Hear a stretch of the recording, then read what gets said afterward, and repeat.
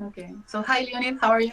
All right, Sonia. So I think that we getting something rolling here, and the episodes are Yes. mounting up a little bit. So let's. Yes.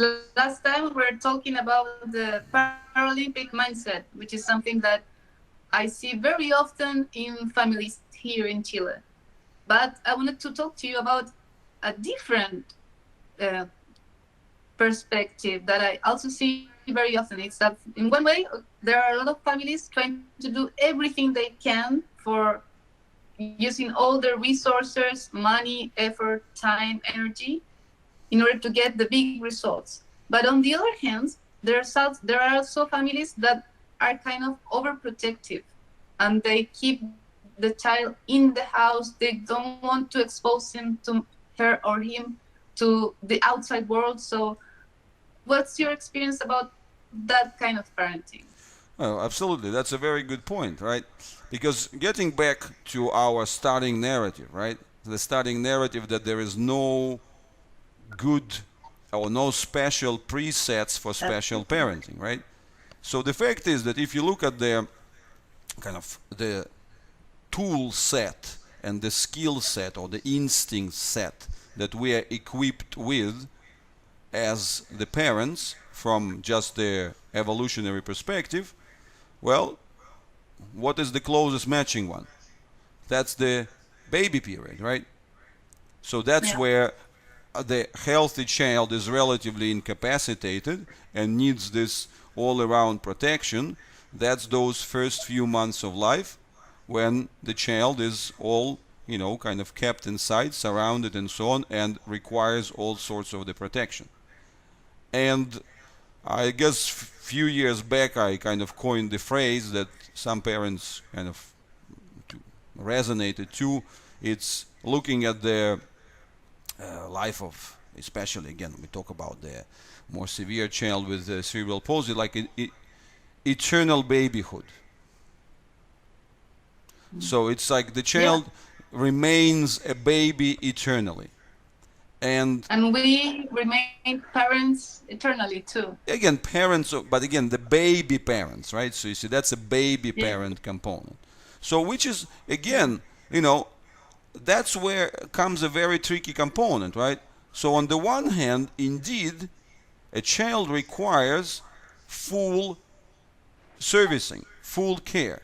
So take Rasir. So she cannot take care of herself, right? So she requires external assistance, just like a baby in that sense, right? She requires external assistance with all the basic needs of her life, right? So she requires feeding, she requires changing diapers, she requires washing, she requires all this, everything hygienic and so on. So that has to be done to her. And Yes. it's also quite understandable that her general level of, let's say, immune system and so on, and the vulnerability to the external factors when comes the winter, when it comes the whatever the weather changes, when it comes whatever the allergies and other things, so that she's a lot more vulnerable to those factors as well, right? And especially for the parents who, for instance, experienced things how a regular cold could escalate into a full-blown pneumonia, and or how a regular stomach upset could translate into like weeks of troubles with the reflux and pains and whatever other things and the weight loss and so on. So of course it's very understandable that you naturally switch on this primeval protection mechanisms which are built in, and these are there. Mother hen, if you talk about the hen and the chickens, right? So it's the mother hen instincts, right? So it's the one that just kind of to cover everything, to be super protective, to not to allow any kind of intrusions or any factors of the volatility to get into the thing, and just keep things, like at as unchangeable as possible. And that's really where we are facing the other extreme, right? So the opposite of the Paralympic mentality. And this is where, indeed, I would connect back to our main narrative about the anti-fragility, right? So the whole message in the anti-fragility approach is highlighting that we've got three different levels and states. So that one is a fragile systems, meaning the systems which are not sort of enthusiastic or which are vulnerable to external volatilities, right? So you see that means that they try to like stay away from it, right? So then there are robust systems which have a certain level of border and defense so that they can withstand the external challenges, right? And then the third level would be the anti-fragile systems, means that the systems that actually grow and improve on a certain healthy dose of external volatility and external factors. And it's important to understand that we biologically are those anti-fragile systems, right? But the range is very different for healthy people and or for healthy children and for the children with cerebral palsy and other developmental disabilities. So this is where it's really important to understand that you can't just eliminate one component or another. So the same way as you can't, if you overexpose a child to the level of challenges which exceed his capacity, that would be destructive. But in the same vein, on the other side, actually, if you don't bring any volatility factor into it, that makes the system even more and more and more and more fragile. So basically, you build the walls of just, climate control within the 5 degrees, right? So you see, then you get afraid, oh, maybe there is a little bit of a draft over here, so then you close all the windows and so on. Then your climate control shrinks down to 3 degrees, then to 1 degree, but then what happens? You can't completely avoid volatility, you can't completely avoid risk and so on, because there is external factors, there is weather, there is, like all sorts of things. So that's why this is really important to understand that the fragile protection type of the approach, which is that baby thing, right? The baby protection instincts, that they are also equally misleading as the Paralympic mentality. And this is really what, again, we kind of coming back to this bigger mindset, is that it's not really immediately jumping to the conclusion, oh wow, tell me exactly what to do, how much is right. Unfortunately, again, this is a child, this is a human being, this is a person, It's both a complex biological system, but it's also, it's a complex person with his preferences, priorities, differences from day to day, and so on and so forth, right? So, and that's the central message there, is to say, well, as a mindset, this is what you have to develop and grow. You have to see those three things. And actually, the central message for us, right, is that we want to move that barrier through your care, through your parenting and so on.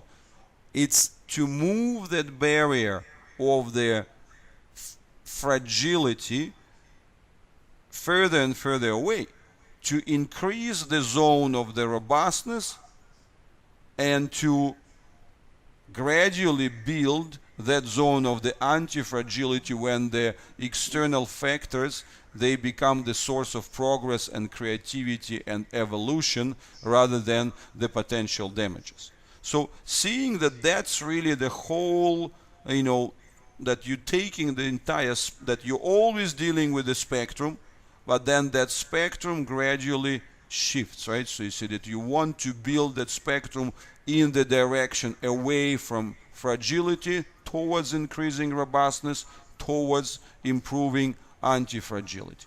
But if you are just staying put, if you are just building thicker and thicker walls, if you are being overprotective, left alone, and in that particular lack of any kind of external stimulus, the system will be drifting the other way around.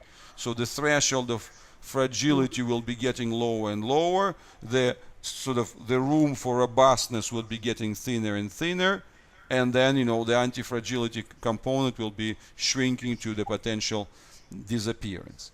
So that's really the big point. I think, as you said, yeah, there is no recipe here. There is no right way of parenting a child with special needs. We're all trying to make our best, and that's a very important message. I think maybe in this area, what I see as a key is to follow the quality of life. Absolutely. Because you can keep him or her very safe and healthy, but what is the quality of her life? Is she developing? Is she happy? Is she enjoying life? So I think that idea of quality of life is a great farol that illuminates your path. Absolutely, because you see also what also often happens, right, and that what is probably one of the best indicators there is, when you're not sure about the physical factors, right? So you have also the other side. That's the emotional part.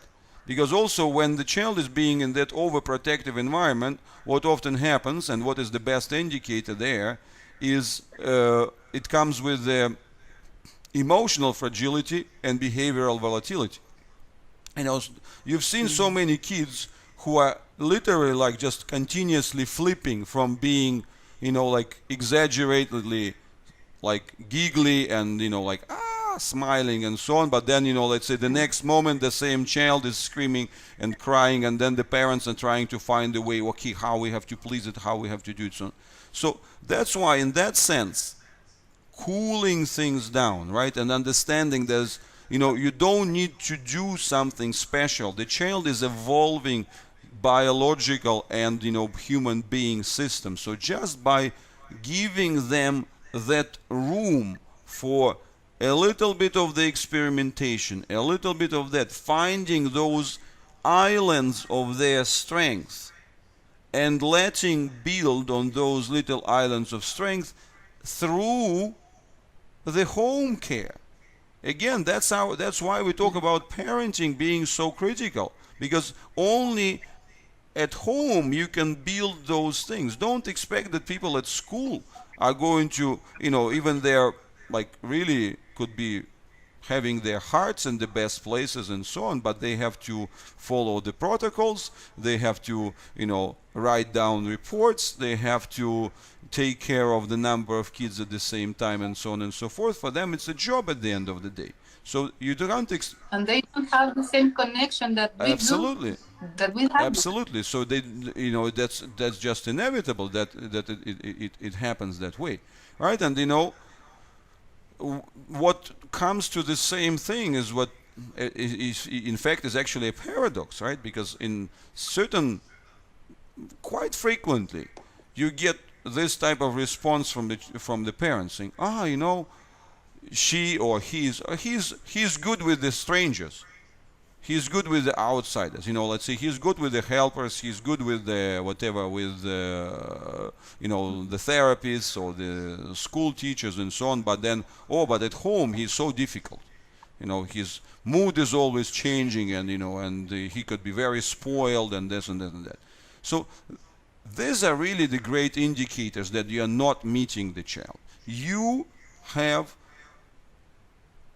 the huge head start and the huge advantage over anybody.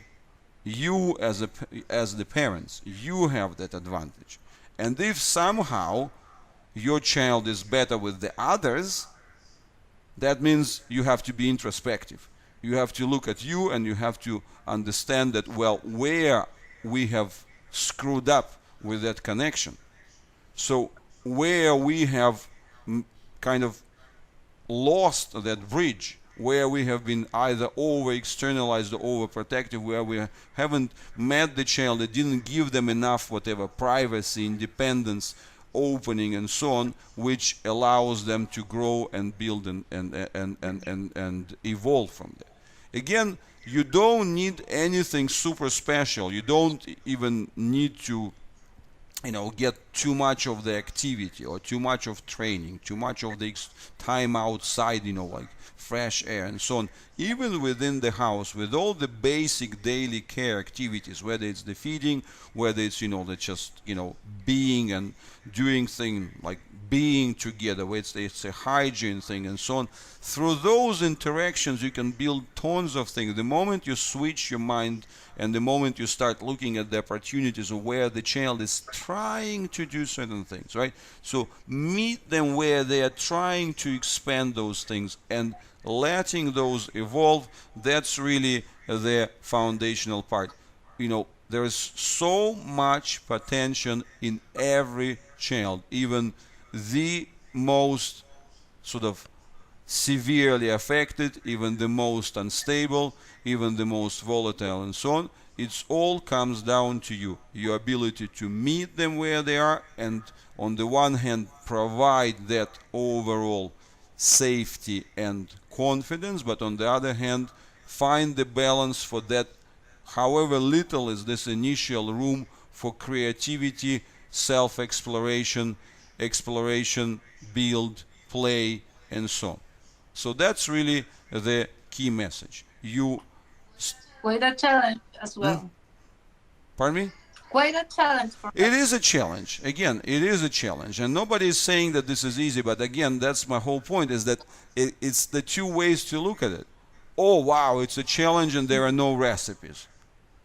Well, that's the part of being at the frontiers. That's the part of seeing this whole situation, seeing the parenting is not the thing that when you're trying to please somebody outside, when you're trying to catch up with some, like standard development and so on. You are in a unique situation. It's you with all your strong sides and weak sides. It's, it's your other half, right? So the other parent with their strong side and their weak sides, and it's a child, right? And then it's the other kids in the family. So you are building that very, refined ensemble. But my point is that it's not the moment you just start